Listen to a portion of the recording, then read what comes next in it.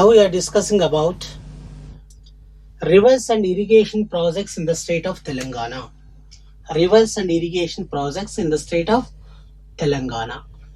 TS. Generally, rivers according to K.L. Rao,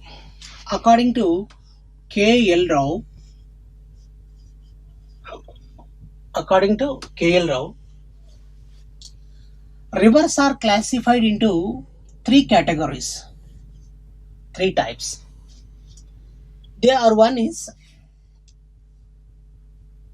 perennial river system.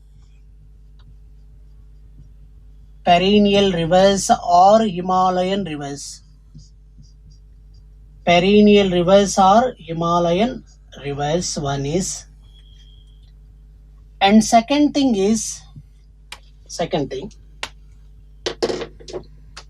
peninsular river system or non-perennial rivers. Peninsular rivers or non-perennial rivers. Non-perennial rivers. And the third one is inland river system. Inland river system. According to K.L. Rao, river drainage system are classified into three categories. One is perennial river system or Himalayan river system, and second one is peninsular rivers or non-perennial rivers, and the third one is inland river system. What are perennial rivers? What are non-perennial rivers? What are inland rivers? According to K.L. Rao, perennial rivers or Himalayan rivers are: one is Ganga, Brahmaputra, Indus. Ganga, Brahmaputra and Indus rivers are known as perennial rivers or Himalayan rivers. These are eternal flowing rivers. These are rigorous flowing. Eternal flowing ante ellappudu nirantarayanga pravahinche nadalu. These are eternal or rigorous rivers, rigorous flowing rivers. One is Ganga and second one is Brahmaputra and third one is Indus river or Sindhu. These are considered as a perennial river system or Himalayan river system. And second thing is peninsular river system or non-perennial rivers. Generally, these rivers are seasonal rivers. These are seasonal rivers. Seasonal rivers. These are seasonal rivers. Peninsular rivers or non-perennial rivers are seasonal rivers. These are seasonal rivers. Peninsular rivers are non-perennial rivers. Such as perennial rivers or peninsular rivers or non-perennial rivers. These are considered as a peninsular river system or non-perennial. Such as one is Godavari,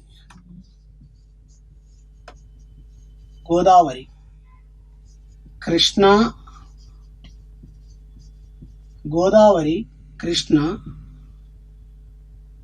Narmada, Tapi or Tapati,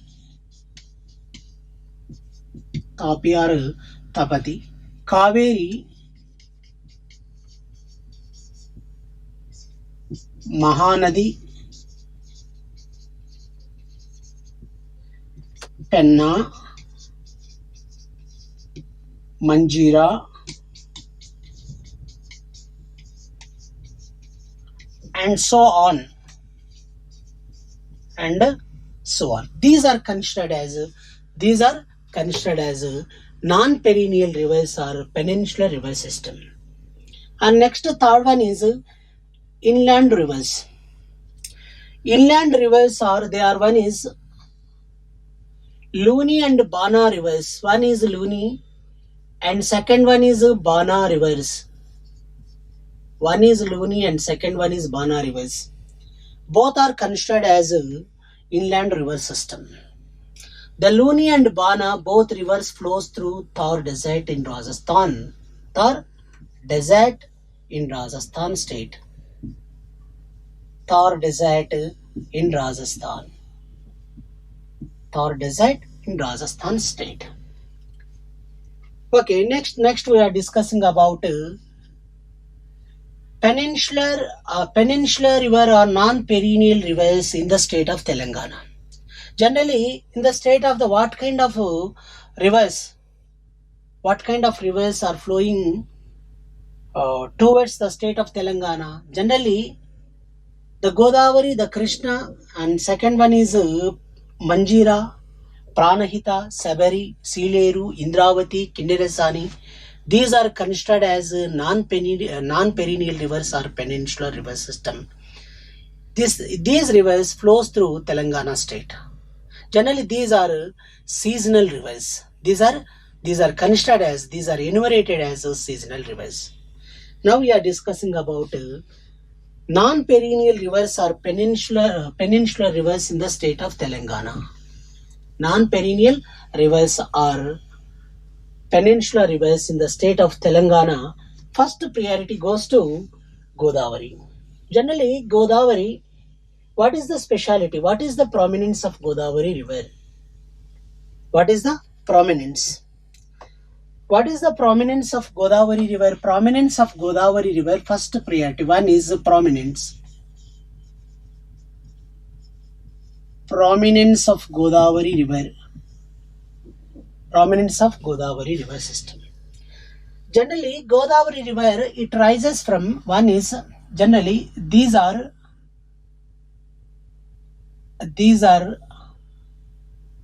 Brahmagiri mountains. These are Brahmagiri mountains in the state of Maharashtra. Brahmagiri mountains. These are Brahmagiri mountains in the state of Maharashtra. Generally, 30 kilometers away from Nasik. 30 kilometers away from Nasik.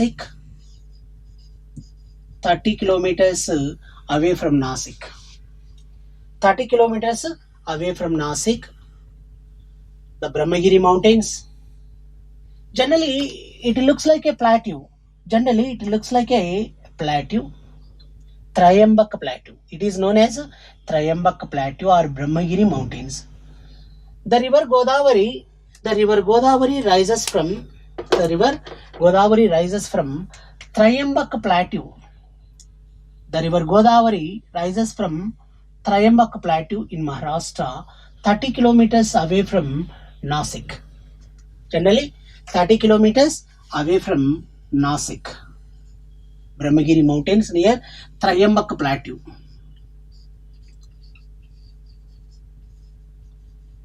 Trayambak Plateau in Maharashtra. Generally, basically, where it is located? It is located 30 kilometers away from Nasik. Brahmagiri mountains are Trayambak Plateau. Generally, another names of Godavari river. Generally, Godavari river is a holy river. One is, it is a holy river. It is the longest river in South India. It is the longest river in South India. It is the second longest river after Ganga. It is the second longest river.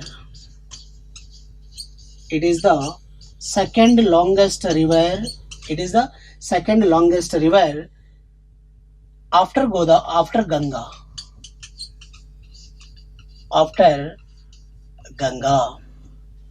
Generally, another names of Godavari river. For example, another names of Godavari river, first priority goes to, generally, another names, one is Indian Rhine.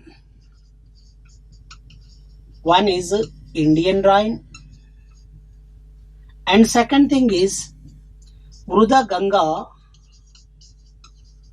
One is Indian Rhine and second one is Vrudha Ganga. And the third one is South Ganga. These are another names of Ganga. These are another names of Godavari. One is Indian Rhine and second one is Vrudha Ganga and the third one is South Ganga. These are another names of Godavari river. Generally, where it rises from, it originates. It originates from Triambak Plateau in Maharashtra, 30 kilometers away from Nasing, Brahmagiri mountains. Generally, it is a holy river. It is a holy river. It is the longest river in South India. It is the second longest river after Ganga in the country, in Indian territory. Generally, another names of Ganga river, one is Indian Rhine, and second one is Urda Ganga, and the third one is South Ganga. South Ganga. Okay, next one. The river Godavari flows through, one is the state of Maharashtra, and second one is the state of Telangana and Chhattisgarh border, and the third one is Andhra Pradesh, AP, Andhra Pradesh. One is Maharashtra, second one is Telangana, and the third one is Andhra Pradesh. One is Maharashtra, Telangana, Chhattisgarh border, and Andhra Pradesh. Andhra Pradesh. Then the river near Draksharamam, near Draksharamam.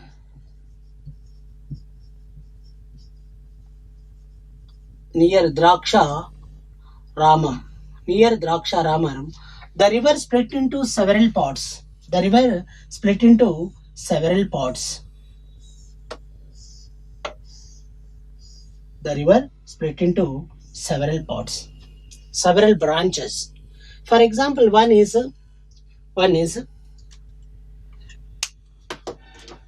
the river Godavari is split into several parts in East Godavari district near Draksharamam.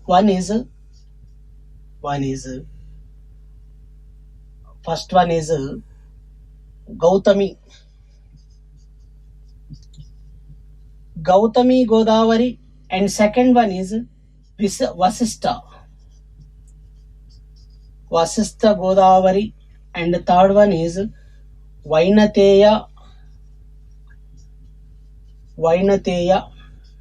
and next one వచ్చేసి Gautami, Vasistha, Vainateya, Tulya,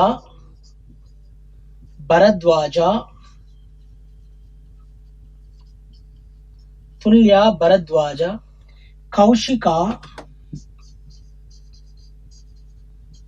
Kaushika, Atreya. One is Gautami, Vasistha, Vainateya, Tulya, Bharadwaja, Kaushika, and Atreya. These are the river. The river Godavari is split into several parts, such as one is Gautami, Vasistha, Vainateya, Tulya, Bharadwaja, Kaushika, and Atreya. The Gautami Godavari debouches with Bay of Bengal. The Gautami Godavari debouches with Bay of Bengal near Yanam. And second thing is the Vasistha Godavari drains into Bay of Bengal near Antarvedi.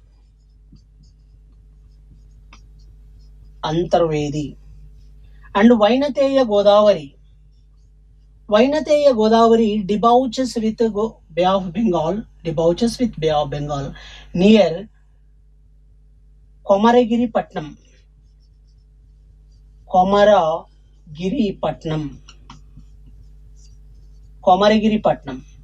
Next one, Tulya, Bharadwaja, Kaushika, Atreya.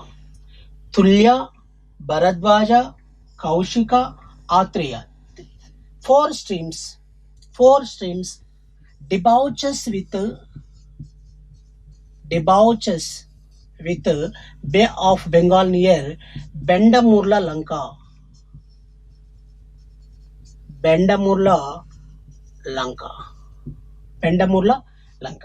These are, one is Gautami, Vasistha, Vainateya, Tulya, Bharadwaja, Kaushika, Atreya, and Atreya. One is Gautami Godavari drains into Bay of Bengal near Yanam. Vasistha Godavari drains into Bay of Bengal near Antarvedi. Next one, Vainateya Godavari debouches with Komaragiri Patnam. Next one, Tulya, Bharadwaja, Kaushika, and Atreya. Four streams debouches with Bay of Bengal near Bendamurla, Lanka. But what is the total length of Godavari river? The total length of Godavari river is, it has the length of 1465 kilometers. 1465 1465 kilometers. 1465 kilometers. It has the length of 1465 kilometers. 1465 kilometers. It has the length of 1465 kilometers. That's why it is considered as it is the longest river in South India. It is the second longest river after Ganga in Indian territory. Indian territory, 1465 kilometers. In the state of Telangana, the river Godavari enters into the state of Telangana near Basara. Basara one is the river Godavari enters into the state of Telangana near Basara. Generally, Basara, it is a sacred place. It is a sacred place. It is a sacred place. Atyanta pavitramaina pradesham. It is sacred place or holy place for Hindus. Basara. The main deity in Basara, Jnana Saraswati's temple. Jnana Saraswati temple one is. Jnana Saraswati temple, Basara. Generally, where it is located? Basara, it is a historical place, it is a sacred place, it is a holy place, is located in Nirmal district. Is Nirmal district in the state of Telangana. Nirmal district in the state of Telangana. The main deity, generally the Basara temple, it is dedicated to Goddess Saraswati. Goddess Jnana Saraswati. Goddess Jnana Saraswati. It is dedicated to, this temple is dedicated to Goddess Saraswati, Jnana Saraswati. Yes, okay, next one.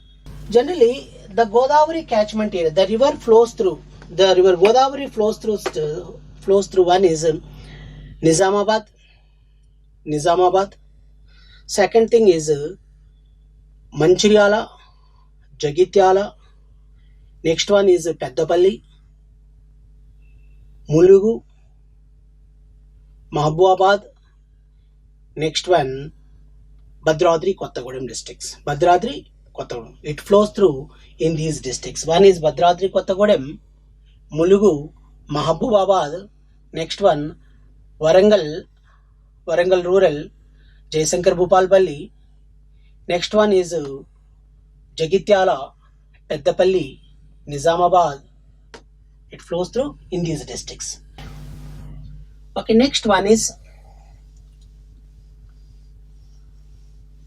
generally the river Godavari. Some important waterfalls. For example, the river Godavari flows through in these districts and Japan. Okay, next one. Historical places. First one is historical places are located in the state of on Godavari river bank. Historical places are tourist destination. Historical places are tourist destinations.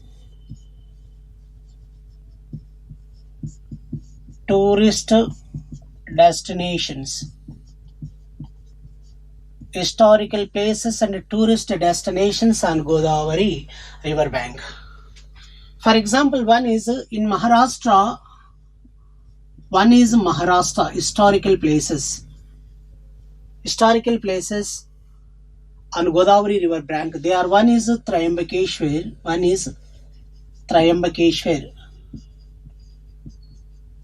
Triambakeshwar, temple, and second thing is Nasik, and the third one is Nanded. Triambakeshwar, Nasik and Nanded. These are historical places or tourist destinations are located on Godavari river bank in the state of Maharashtra. And next, second one is the state of Telangana. Yes, listen carefully. Next one, in the state of Telangana, historical destinations, one is Gudem Satyanarayana Swami temple. One is Gudem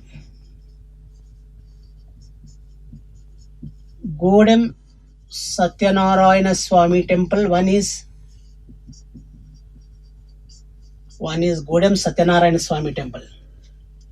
Gudem Satyanarayana Swami temple, it is dedicated to Satyanarayana Swami temple. It is popularly known as Second Annavaram. It is popularly known as Second Annavaram. Is in Manchiryala district. Is in Manchiryala district.